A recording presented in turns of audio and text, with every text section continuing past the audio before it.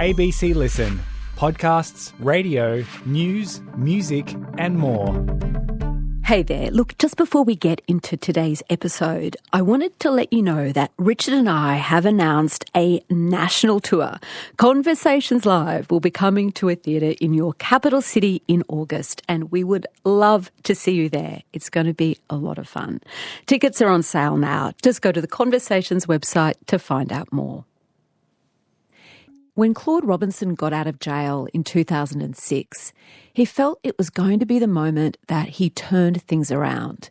Claude had inherited a life-changing amount of money, $60,000 from his parents, and also got a rare spot at Rainbow Lodge, a home for newly released prisoners in inner-city Sydney, somewhere designed to help men like him find a path back to regular life.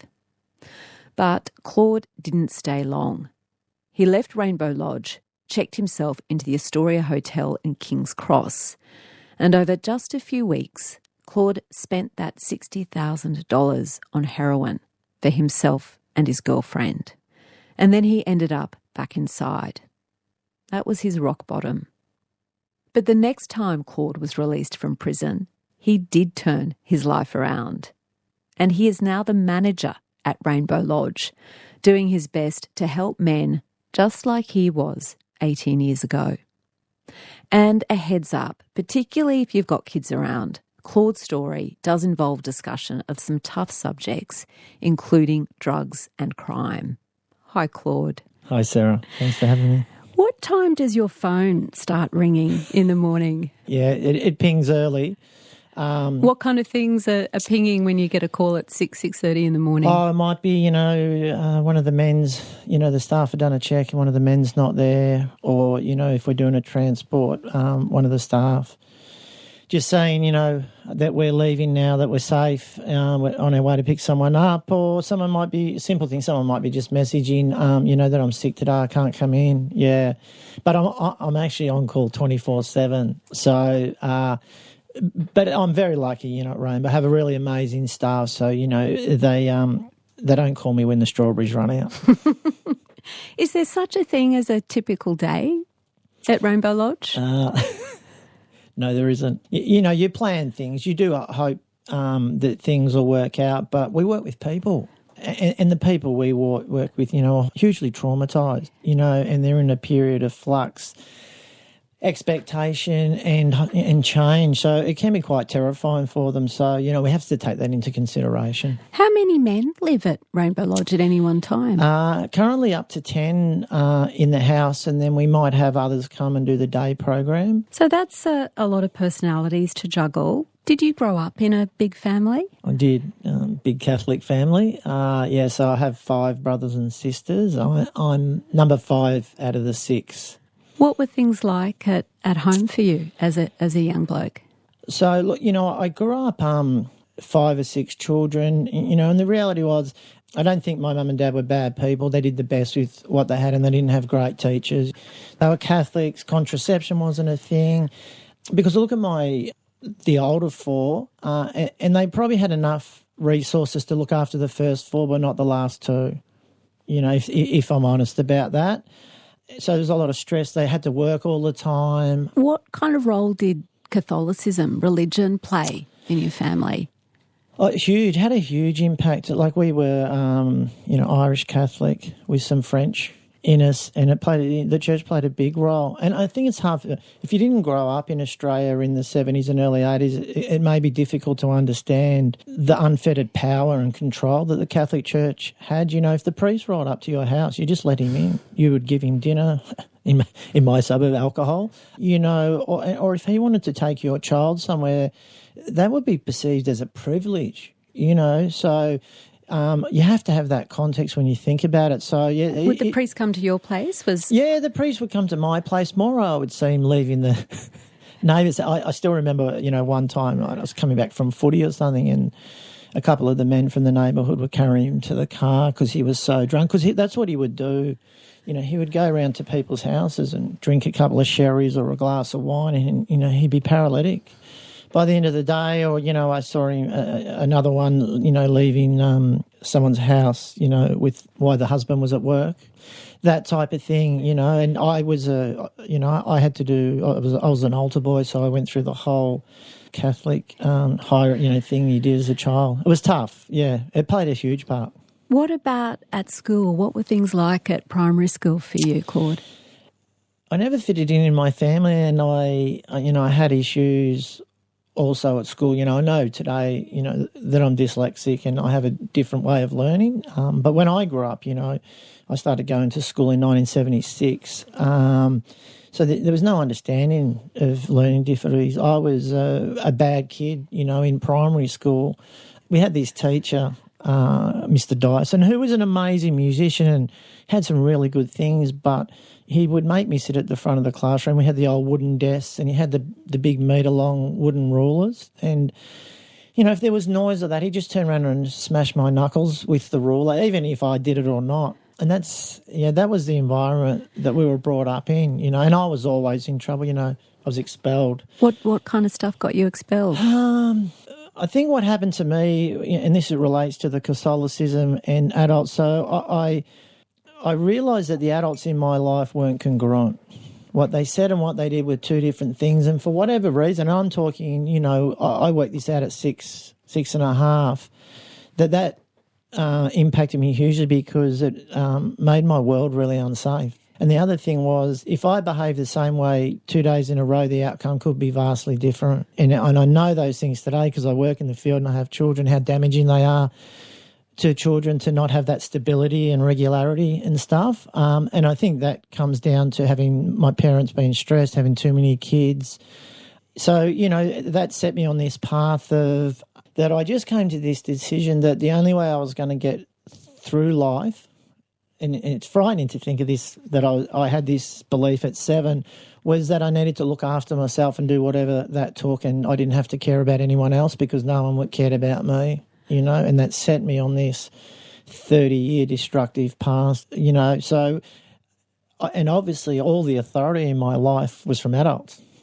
So I just rebelled because I just thought they were full of crap. You didn't believe them. It wasn't true. If they were telling me to do this, but what were they doing? How old were you when you left school, if school was not a good place to be? So I actually got permission. So I left school, I think I was 14 years and 9 months. My parents had to give permission because I went to do a chef's apprenticeship because I'd worked. My brother was a chef and had been in his own restaurants and that for many years. So at the Christmas holidays, I'd worked in the restaurant with him and his mates washing dishes and sort of jumped in there and I had a bit of a flair for it. What kind of environment was that for a 14-year-old? Exciting. In those days, because I grew up in a place called Frankston, pretty horrible place, in Melbourne, working class, a lot of housing commission. And the trains used to finish at 11 o'clock, so I had to move to my grandma's in Glen Huntly. And I was one of the only white kids or Aussie kids in Lygon Street back, and this is like 1986. So when you describe that, Claude, like that's one possible crossroad, isn't it? Like you could have gone down that path. I could be talking to Claude, the restaurateur or chef, or, that was leading that way. So what derailed you? I was really young and there was no 24, like all the shops were closed on a Sunday. There was nothing to do. So I started going to I would go to the illegal gambling places above Lygon Street because that's where people went, after hours and, and they give me a couple of vinos and things like that. And you were drinking from a teenager. Yeah. What about drugs? When did you start using drugs? After I stopped cooking, I went back to school again, not because I wanted to go back to school, because my mates were there. And, where I grew up, like I started sniffing glue and smoking marijuana, but drinking and smoking marijuana, in Australia, it's so normal, especially where I do, and even today, it's so normalised. And even with drinking, I vividly remember it was my older sister's 21st birthday and I got, violently drunk and passed out, and I was probably 14 or something, in my vomit, and her boyfriend at the time, put me to bed and cleaned it up, and it frightens me today because, when I woke up the next day, my parents didn't come and say to me, wow, that's really concerning, I got a slap on the back, your first spew, like, And again, if you didn't grow up in 70s Australia with that drinking male, it was so normalised. You know, we would go to my grandma for Christmas night, and I still remember it. You know, you had to wait till you were about 10 or 11 before you could stay with the men out in this carport. She had this she lived in Carrum, still had an outside toilet for most of it that the truck would come to. And you would go inside there, you know, the men would drop the eskies, go inside, pay homage, you know, to my grandma, get the obligatory pair of socks and the lotto ticket. And they would go back outside, drink until they fought with each other or whatever they did. And I had to stay inside with the tea and scones with the women. And you know, when I hated it. And what age were you able to go out there? 9, you know, because I had to be, I think, over 10 to be able to go out with the men, you know. But I would go to the pub with my dad and have a shandy. As you say, Claude, that use of alcohol and even marijuana was to a degree normalised, but not heroin, not hard drugs. When did that come into your life? How did that first come in? I got into the music industry. I did pretty well in that, and that really did introduce, because where I lived, you know, everyone drunk, smoked. There might have been, I call it trucker speed, the old style speed, not the ice that they have today, was around, you know what I mean? And it was popular because you could take that and drink more. So they liked that sort of culture. But when I got into music and I started to go into the city and living in St Kilda and all that, I was introduced to a whole new range of drugs and a whole new level of use and availability. It really did change. So I was introduced to ecstasy, acid, my friends were heroin addicts, and heroin was accessible. Cocaine, I had access to as much cocaine as I could afford. So once I came into that sphere of the music, it really changed everything, and I got introduced to drug dealers who, you know, were selling pounds of marijuana, and you know, I could get ounces of coke, probably a kilo if I wanted to. So really, it was a game changer. What do you remember about the first time you used heroin? I vividly remember it. I was with my girlfriend at the time. I was dealing drugs by this stage, so I was living in this big house on Hoddle Street in East Melbourne. I'd been on cocaine for a number of days and not sleeping. And as I said, I had a friend who was a heroin addict and a heroin dealer, and I'd sell him speed and stuff. He had morals, you know. He would say, I'll never sell you heroin. You don't want to be like me. Him and his wife were both heroin addicts, but they sold and they lived and they paid a mortgage, you know, so there wasn't a criminal, street criminal attached to it. I was really paranoid and off the cocaine, and my girlfriend said, we should get some heroin and then this sounds insane, to take the edge off it so we can have some more cocaine. So I rung my friend and I'd bought heroin off him, but he'd asked for other people. And I said, no, this is for me. And he's like, no, you know, and I said, no, and I explained. And he said, yeah, that makes sense. So I got some heroin. I still remember it to this day. I was standing at the back door of that house. My girlfriend was on the couch and I was smoking a cigarette and power vomiting. And I just thought, this is the best feeling I've ever had in my whole life, and I'm going to do everything to feel this way. Can you put it into words? What did it feel like? When I think about it now, it was like, you know, having your grandma and your mother being smothered in love while having the most amazing orgasm from sex at the same time. Like, it was so... the Chinese call it chasing the dragon. Because you're always wanting that feeling again. And it never comes back, that initial... It's so, you know, and I've taken all the drugs, but there's nothing like heroin. You know, there's a reason we use it for medicine, and it's so important because its powers are so strong. And when you describe it, it's an emotional high it was giving you, it sounds like. You know, people who haven't used drugs always go, but how could you do that when you know the consequences? And I go, you just have no idea, you know. All that feeling of anxiety and trouble of life or not being enough, it was just washed away in a nanosecond. And to put it into context, a little bit later down the track, you know, I didn't come from a family where affection and love were shown. You know, I think, you know, the first time my mum told me she loved me, I was 26 and she was putting me on a train to detox at my brother's in Queensland. You know, there was, compared to the way I smother my daughter and tell her to the point that she's annoyed. So it wasn't like that. So, you know what I mean? So, and I never felt comfortable or okay, and suddenly in that instant, you know, but everything it gave me in that moment, it removed 1,000-fold over the next 15, 16 years. How quickly did you become addicted, in your sense, to heroin? Was it immediate? Within 6 months, the couple that had given it to me, I'd robbed them. I had a recording studio. I'd shot all that, everything, it was... Now I know, because I'd grown up, I had so much trauma and, I don't know if self-hatred's the word to explain it, but just not, I never quite felt right in the world. I remember, I was dealing drugs and I'd be out and, I'd be surrounded by, lots of people, but so lonely. So what kind of things were you doing to finance that addiction? So initially I was dealing drugs to do that, so I sold cocaine and speed and marijuana. So again, it wasn't an issue because the people I was dealing drugs to weren't doing street crime. So they weren't per se known to the police, they were dealing. So it was a whole different level. I used to sell a lot of cocaine to the legal fraternity in Melbourne and all that. So, people who had disposable income. So so it's quite a safe way to do it. But the thing was, the moment my addiction took over, all the people that were giving me those drugs to sell, I was a liability.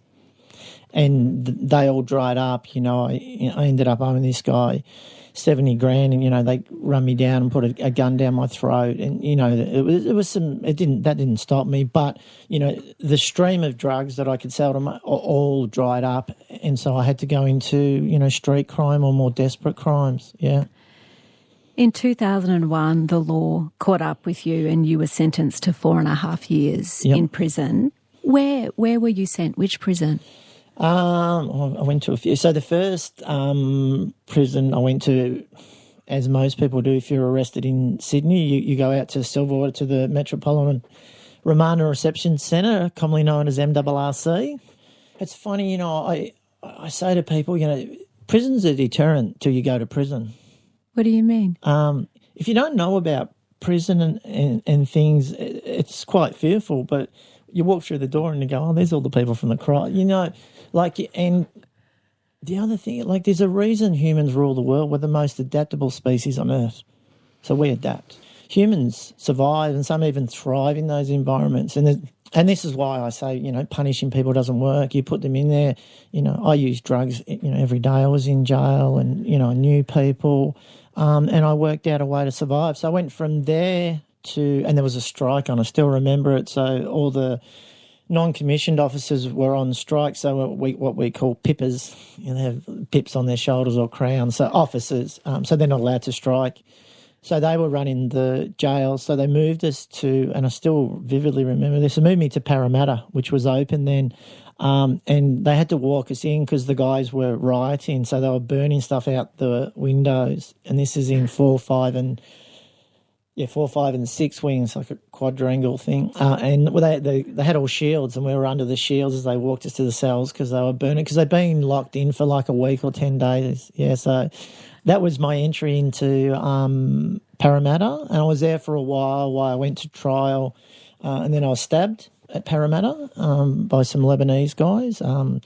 While I was there, I'd shoot a wire over with my cellmate and bring drugs into the jail. And one night we got it caught on the razor and it fell into the safe zone, and I was pretty smart in jail, so I didn't make it known what I was doing. So, there was some Lebanese guys in the cell below, so the officers believed it was them, and they confronted me over it, saying, and stabbed me. Then I went from there back to Silverwater, where I finished my trial and was sentenced. Then I was sent to Cessnock, and then at Cessnock I hit a prison guard. I was at Cessnock a while, and I had a disagreement with a prison guard, and I hit him. So from there I was sent to Goulburn, which was a punishment prison. So I spent nearly 3 years in Goulburn, and that was an eye-opener. That was, there's prison and then there's Goulburn. What do you remember about the day you arrived at Goulburn?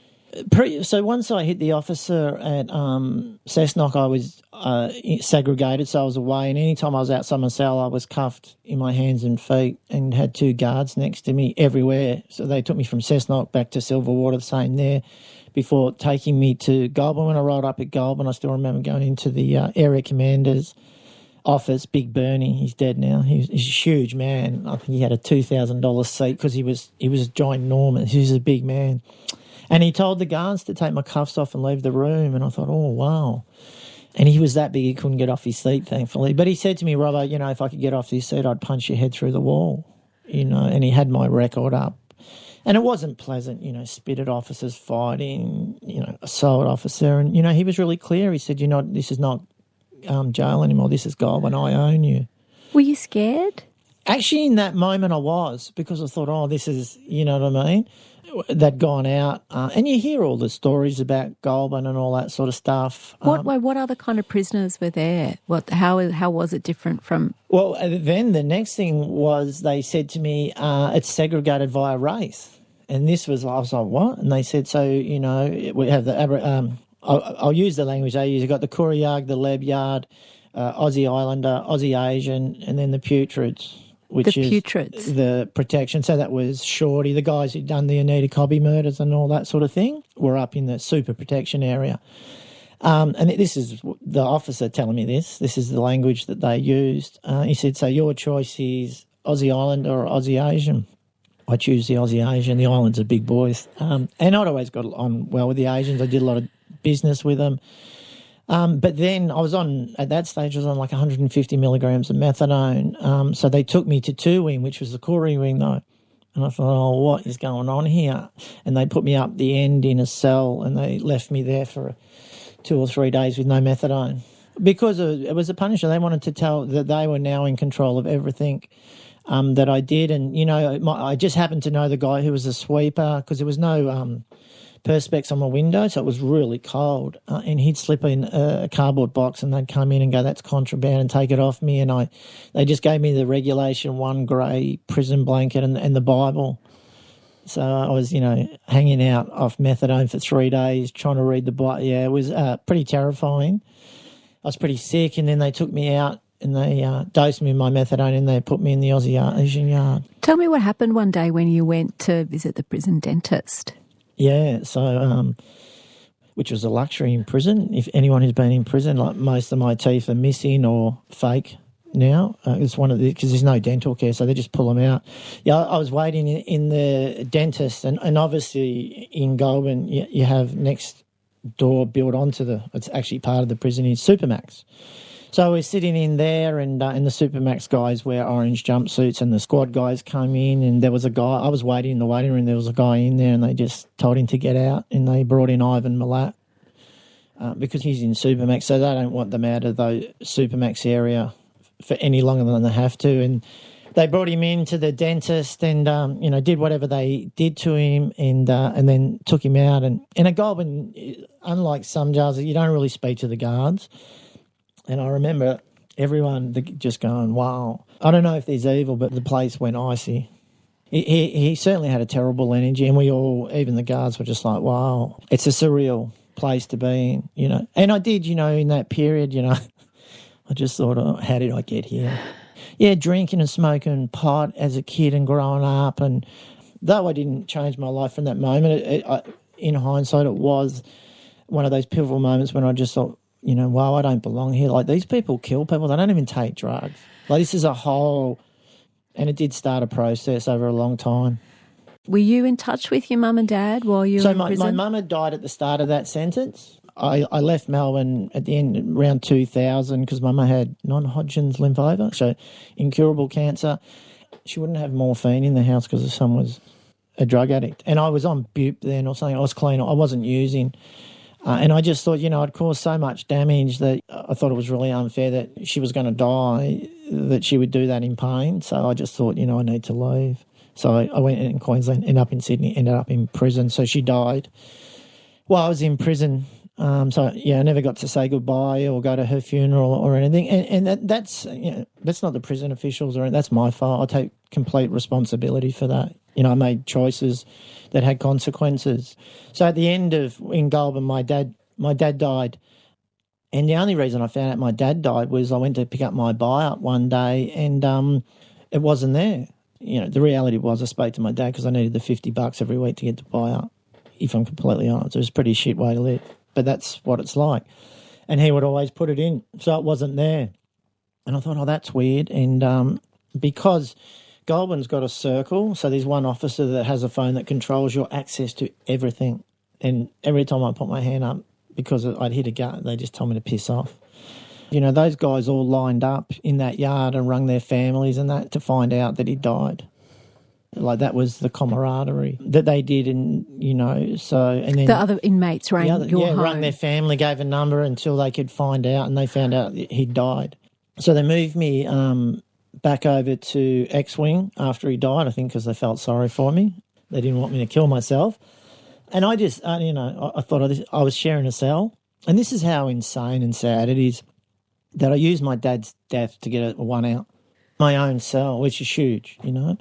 Much better than sharing. Not that at that time my cellmate, he was a good bloke, but so I got my one out and they said, you know, you're all right. And it was a bit, he died of a stroke, so I didn't expect it. Claude, that money that you inherited, it must have felt like a ticket to a different kind of life. Is that what you were planning for when you got out of jail? I did. I spent the last 6 months there walking the yard thinking, you know, that I was going to get this money and it was going to be that pivotal. I know this sounds crazy now, but at the time I just thought I needed a big bag of money or a big bag of dope to fix all the problems that I created in my life. It's quite insane, but... What were you imagining you might do with the money? I don't even know, actually. You know, when I did, I thought, I could buy drugs and sell them and make money or... So you weren't thinking this is my chance to go clean? You were still in that mindset? Well, I don't even... Yeah, like, I could do it different. Yeah, I don't know. No, I just thought it was going to be different, or the start of something, or if I could get, you know, sell some drugs and get enough money, then I could maybe do business or you know, bring change. But I was so traumatised in my addiction, you know, my thinking was certainly not rational. And I got out, and as you said, you know, in the intro, you know, I ended up at Rainbow Lodge. And what do you remember about arriving there? What kind of place did it feel like? Well, I remember leaving Goulburn, and this is the most bizarre story because people don't understand. You know, when you leave prison, they just give you a ticket back to where you were arrested. That's their only obligation. You know, so they gave me a blue slip to catch a train and a Centrelink payment in cash and my birth certificate. That's all you had? That's all I had. And I had to walk from Goulburn Prison to the train station. So I walk out the gate. They've let me out. It's like 10 o'clock in the morning. And I walk down the road and this seems really strange, but when, you know, I can't tell you where Goulburn Prison is or where Cessnock Prison. I don't even know where Parramatta Prison is because you go in trucks. So I'm walking down the road and I just went, I don't even know where I'm going. I had to go back to the guards. Ask for directions. Yep. I had to ask for directions. How do I get to the station? And he showed me, you know, and I walked, you know, whatever it was, the 20, 25 minutes to the station, and then I had to wait for like the XPT or whatever it was. I think I went into the RSL or something, and I had a chicken parmigiana, which was cool. I like chicken parmigianas, and I hadn't had one for a long time. And so the train brought you back to Sydney? Central, and then I had to walk to Rainbow Lodge. Yeah, no one to meet me, no. And I rolled up there, and the people, you know, they were nice enough, you know, and they gave me a room. And then, you know, I had to go to RPA the next day and get my methadone. You could cook some food, and I was pretty popular because I could cook. So that was pretty good. Even in jail, that served me so well. Like, I would never have to buy food.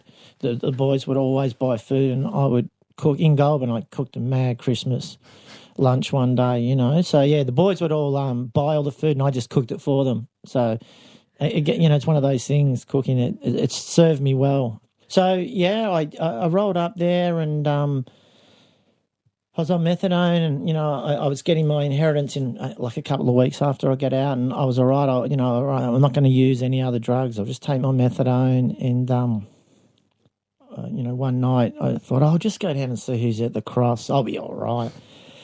And I went down there and again, you know, the insanity of how irrational my thinking was, you know, I obviously ran into someone, but I was like, I'll have a shot of ice because I don't use ice, so it won't be a problem.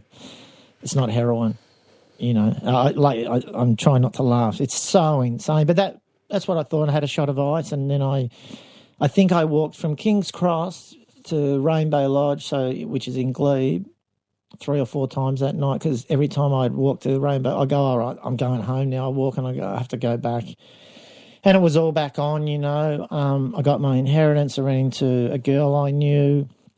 and, booked into the Astoria and, shot it all up on heroin and coke. And for me, and it's the reason I don't drink or take any drugs for whatever reason, I'm allergic to it. So when I take one of those substances, my brain just, I can't stop, and it doesn't, and I don't know what the outcome's going to be. So, we started using it, and, I kept saying, when it gets to 40,000, 30,000, and, that last day I woke up just so full of dread that it was all gone.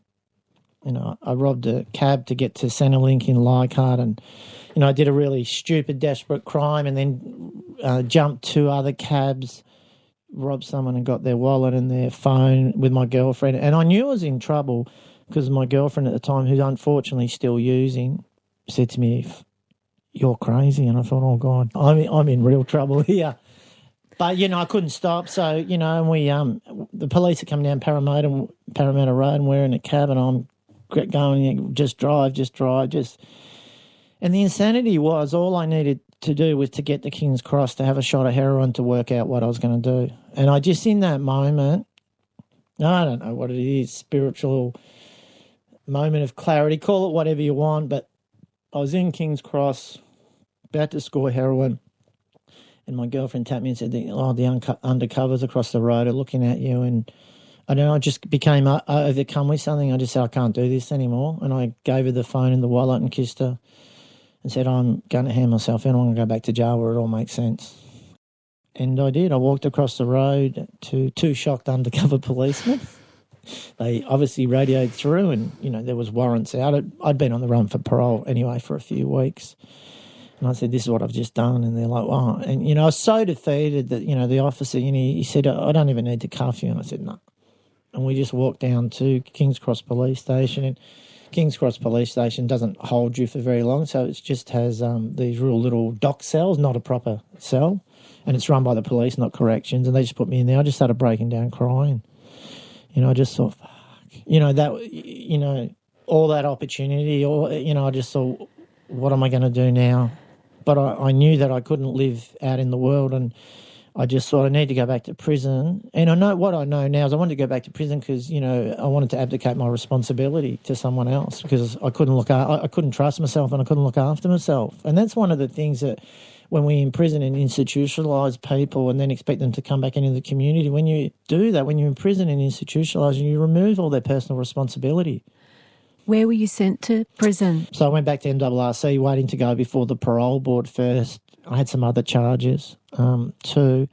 And I went before the parole board. I still remember this. It was a video link. I was at MW. They put you in a room, and I spoke to my lawyer.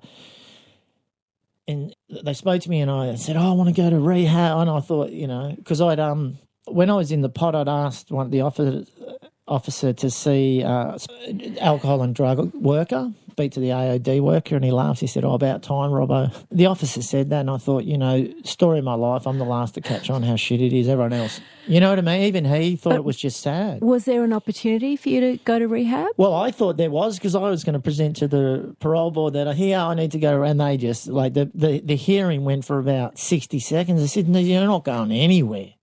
Like, you've been out 6, we'll see you in a year's time. Boom, and the screen went off. And the only thing that saved me was I started crying again. So the guard didn't want to come in because, they're not used to that.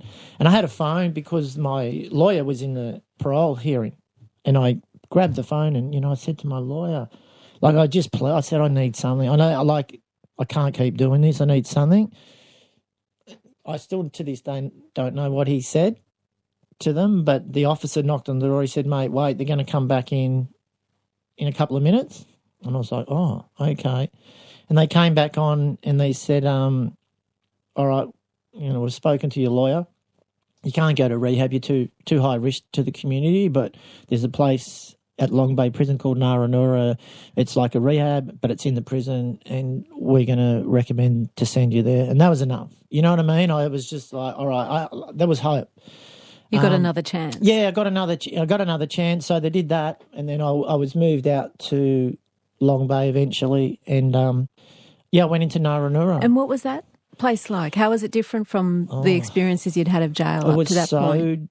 It was so different. So when I got there, when I was in it, was run at 18 wing right at the back, which is now the mental health unit. But it's a little separate place for about 20 people. So it's completely, no one else apart from the guys in Narranura could get into it. And when I went in there, I had to call the guards by their names and they had to call me by name. And that hadn't happened before? Oh, that'd get you killed if you did that in a jail. No, you their boss or chief. And you're Robinson or 359237. Yeah, it's all dehumanised. And I say, you know, what Narranura did was it rehumanised me, you know. And so, you know, it tried to, and the guards who worked there or therapeutic officers all volunteered. One of the things they taught me was that I wasn't bad, but my behaviour was unacceptable. And no one had ever said that, ever. I'd always been told since I was a kid, by my parents, by the school, by the police, by the courts and the prison officials that I was bad. And in the end, you know, you just go, well, I might as well just be bad. You know, I'll just play the part. It's easier. If that's what society thinks of me, I'll just do it. Is it still going strong, that program? No, unfortunately, of course, Narranura was the most successful program ever run in New South Wales prisons, so they closed it in 2015. And I spoke at the closing of it, you know. And one of the sad things, they said it was too expensive because it's not a McDonald's model, you know, and it personalised things and it treated you like a human. And I know personally at least 30 guys who've gone through that program that the minimum guy's been out 10 years and some of them are now in their, you know, out 20 years and not... These guys aren't living in housing commission on methadone. These guys are thriving, you know, like myself. It was such an amazing program and so short-sighted of the prison officials to close it. So it changed my life, yeah. From there, I got paroled, had to go to rehab after that, which I wasn't happy about because I was on methadone still, so I had to come off methadone. So I went to Who's, We Help Ourselves. And again... There was only 2 places in the world at that stage that took you off methadone. There was Who's in Sydney and there was one in New York, so I was very lucky. How hard was that? You know, by that, after going through Narranura, like I knew that I didn't want to go back to that. You know, I didn't know what I wanted to do, but I had 2 things clear. I didn't want to go to jail again and I didn't want to be on methadone anymore. That's all. That's all I knew. I wanted those 2 things removed. And when I went to Who's, they started taking me to NA, Narcotics Anonymous meetings. And I remember one of the first meetings they took me to, you know, there was a guy who was a year clean that I'd been in prison with and used with, and I knew how crazy he was. And I thought, wow, if he can get clean. And I started hearing people's stories, but I didn't hear people's stories like you might think. I didn't hear guys who'd been to jail. That's not what resonated with me. The message I heard and what I heard, and it didn't matter whether it was male or female, been to jail or not, was I heard people talking about feeling this way that I'd grown up and been not a part of, and that they weren't that way anymore. You know, that they participated in their life and they had relationships and they had trust, you know, and they loved people and people loved them. That's what resonated with me. And, you know, my sponsor, who's still my sponsor today, I heard him, I was like, 60 days clean, 90 days clean or something. And I heard him speak, he wasn't my sponsor at the time, but I heard him speak in this room with like 250 men about the way he loved his wife and his children and you know, he spoke nothing about her sexual prowess or the way she, like, completely. I'd never seen anyone speak like this about the people they loved, especially a man, and convey it to a room full of other men. I'm looking around going, no one's calling him a pork or a fat. You know what I mean? And, like, yeah, that little flame that had been kept alive all those years by that hope just ignited. And I went back to the rehab and I said, I heard this bloke share, you know, and his best mate worked at the rehab and said, oh, yeah, I know that guy. He runs this meeting in Coogee, and I went down there, you know, and I was very lucky that he ran this men's meeting because one of the things that was really important, I didn't need to just recover from drugs. I needed to learn how to be a real man, and I needed to unlearn all those things that I'd learned, that the where I'd grown up and the way I lived my life, the way I explain it is the loudest, most violent, strongest, wealthiest man always made the rules. Whether it was at home, at school, when I was using at the police station, that's how the world ran. And these men told me that that's just bullshit, and that doesn't serve you, and it doesn't serve the people you love. And they just told me that it was okay to be vulnerable and to be kind. And then I didn't, I could let down, the persona, all the things that I believed I needed to carry with me to protect me. I didn't need them anymore. And they taught me that they didn't actually protect me. They actually caused me more harm. As you're remaking yourself from the inside out, it sounds, Claude, you were also training yourself up. You went to TAFE, learnt community services, started working in different roles, and eventually you get this job that you've got now running Rainbow Lodge. How did you feel walking in there as a manager? Yeah, it's quite surreal, to be a resident there. I was on the board for about 5 years, and then to be the manager. And I think, sometimes in life things happen, synchronicity, whatever. And I'm not a religious person or anything like that, but I just think, the world gives you opportunities for a reason. And I'm a big believer in, and I say this to the guys at Rainbow Lodge, responsibility is put upon us a lot of the time when we don't want it. But if we're able to do it, we have a responsibility to take that responsibility on. And I just saw this opportunity that was right for me at the time. And I thought, I just thought this is meant to be. I had a big break from it, and I had lots of other experiences. So I was under no illusions, that I had any magical powers. I imagine it's a place with a lot of big emotions, a lot of people going through really hard stuff, a lot of pain, a lot of sadness. Is there also joy? Is there also laughter, happiness in Rainbow Lodge? Yeah, no, there is. There is all the jobs I've done, but especially the men at Rainbow, all their stories are the same. There's half a dozen different versions. They're all traumatised.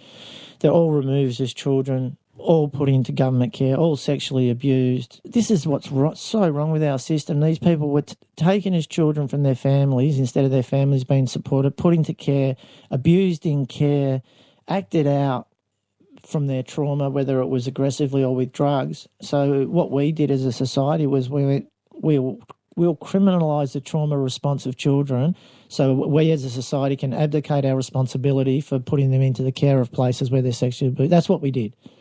And when they acted out and all that, we criminalised it, sent them to, boys' homes or children's jails. 79% of the men that came to Rainbow Lodge are in the juvenile justice system. It's an apprenticeship for a lifetime of adult incarceration, and that's our best model. Like, I've got a guy there at the moment. This is his second time there. He's an Aboriginal man in his late 40s. He's been out 18 months now, and it's the longest time he's been out of prison since he was 13. And this guy is so amazing. When he told me his story about being abused in the centre he was removed for, and then his brother came in and he went to his abuser as a 10-year-old and negotiated with his abuser that he could rape him if he didn't rape his brother. And we've spent the next 30 years incarcerating him for that. And that brother went on to kill himself in the prison he was in. These are the people we're working with. These people aren't criminals. Back to the humor. His nickname is the Joker. He is always happy and laughing. Lots of people, Claude, lose their families when they get into drugs and end up in prison. Is that your story too? Yep. I think initially, I don't know if I left my family because I thought it was the right thing to do. You think, if you just leave and you don't go back and have contact, you're doing them a favour. Obviously, when I got clean and changed my life, I've realised that wasn't the case at all, that it's a really selfish thing to do. But I did, yeah. And so, I had my brother visited me once when I was in Goulburn, came and visited me and spoke to me about the inheritance. And I'd done so much damage, and both my brothers, and I'm very lucky, both my brothers have amazing wives or partners, two amazing women who've always taken me into their house when I was trying to come off drugs. They're pretty amazing people, and I was very lucky that, my both my sister-in-laws and that never told my nieces and nephews that I was bad.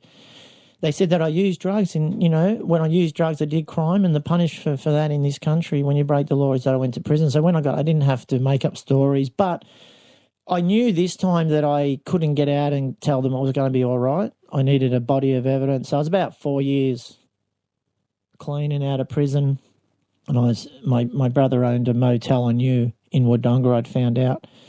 And I was going to Melbourne with my ex-wife at the time, and she said, you should drop in and see your brother. Look, he'll be doing well. And, and I thought, thankfully, I don't think that's a good idea, So we went to Melbourne. I didn't drop in, but it did make me think, and part of the reason was that I the last time I'd robbed him, I actually owed him an amends and some money.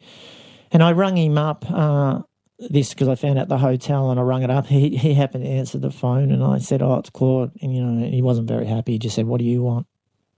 Because I rung up because I wanted something, not to see how him and his family was, And I said, look, I completely understand. I just said, look, I owe you some money and I'd like to pay that money back. That's it. And he said, you're not getting our bank account details, not a chance, He said, send a cheque and here's a post office box, and just hung up.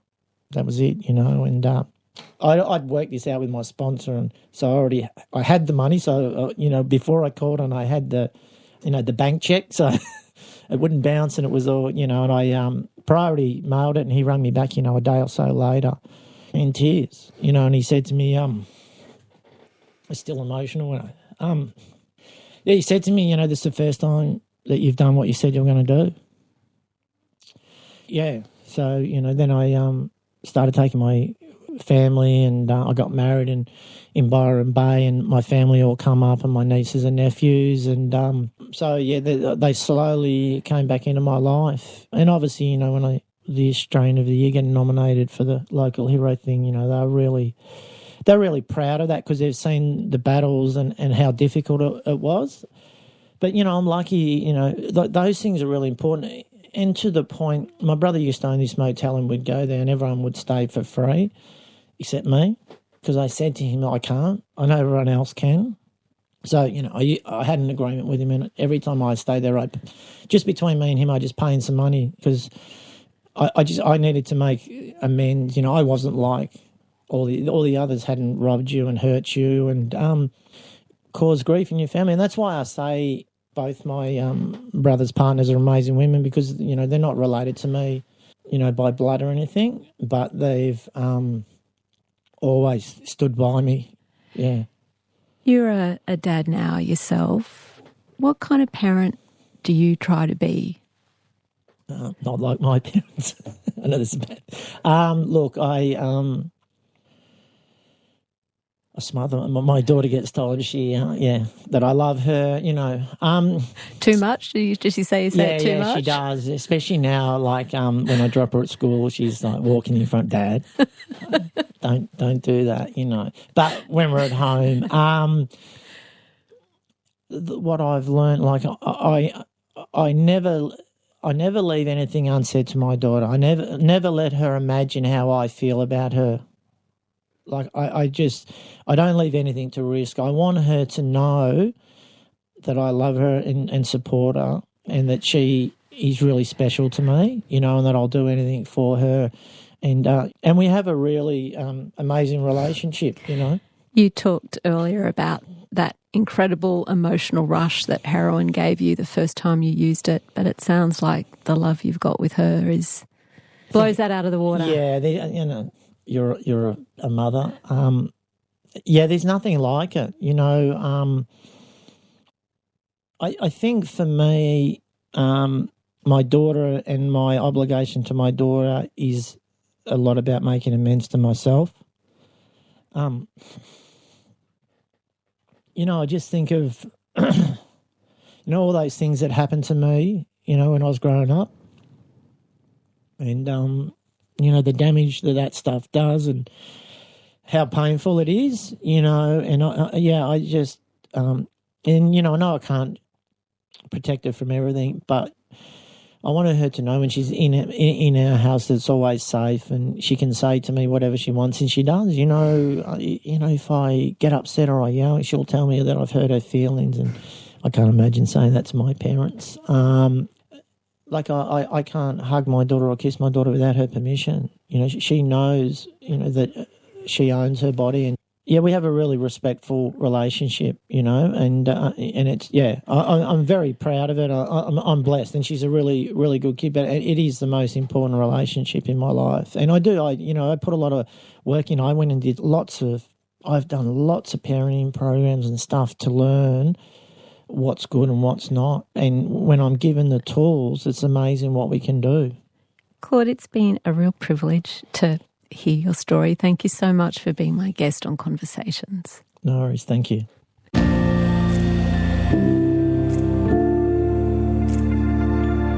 Podcast and broadcast. This is Conversations with Sarah Konorski.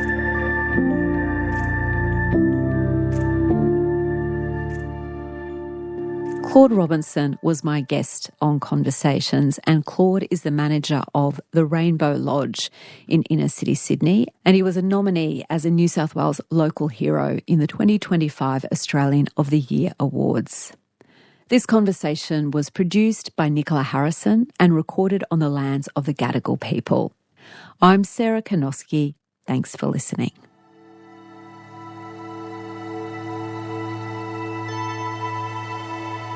You've been listening to a podcast of Conversations with Sarah Konorski. For more Conversations interviews, head to the website abc.net.au/conversations.